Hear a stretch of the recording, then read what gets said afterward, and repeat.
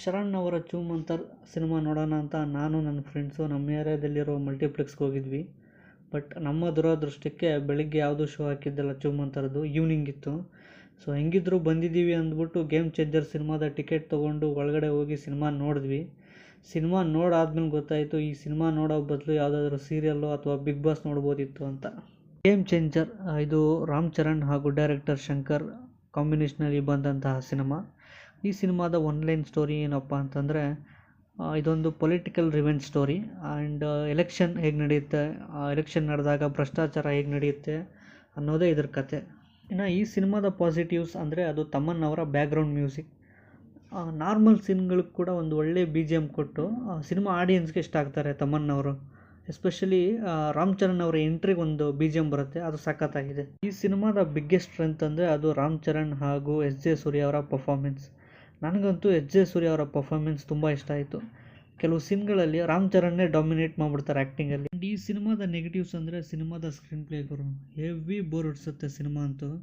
ಈ ಸಿನಿಮಾದಲ್ಲಿ ರಾಮ್ ಚರಣ್ ಹೇಳ್ತಾ ಇರ್ತಾರೆ ಅನ್ಪ್ರೆಡಿಕ್ಟಬಲ್ ಅಂದ್ಬಿಟ್ಟು, ಬಟ್ ನಾವು ಸಿನಿಮಾ ನೋಡುವಾಗ ಮುಂದೆ ಏನಾಗುತ್ತೆ ಅಂದ್ಬಿಟ್ಟು ಈಸಿಯಾಗಿ ನಾವು ಪ್ರೆಡಿಕ್ಟ್ ಮಾಡ್ಬೋದು ಸಿನಿಮಾನ.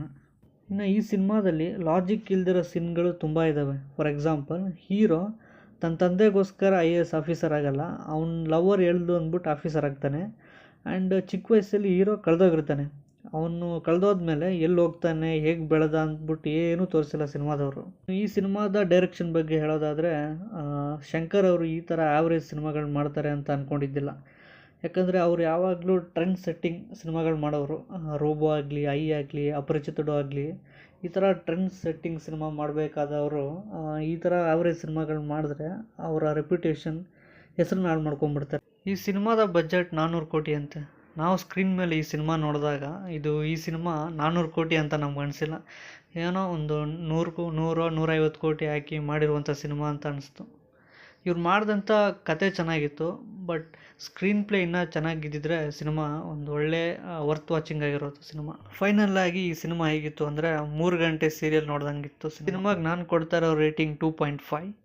ಈ ವಿಡಿಯೋ ಇಷ್ಟ ಆಗಿದ್ದರೆ ದಯವಿಟ್ಟು ಸಬ್ಸ್ಕ್ರೈಬ್ ಮಾಡಿ. Thank you. ಇದು ನನ್ನ ಹೊಸ ಯೂಟ್ಯೂಬ್ ಚಾನಲ್. ಕ್ರಿಕೆಟ್ ಹಾಗೂ ಫಿಲಿಮ್ಸ್ ರಿಲೇಟೆಡ್ ವೀಡಿಯೋಸ್ ಅಪ್ಲೋಡ್ ಮಾಡ್ತಾ ಇರ್ತೀನಿ. ದಯವಿಟ್ಟು ಸಬ್ಸ್ಕ್ರೈಬ್ ಮಾಡಿ, ಸಪೋರ್ಟ್ ಮಾಡಿ ಫ್ರೆಂಡ್ಸ್. Thank you.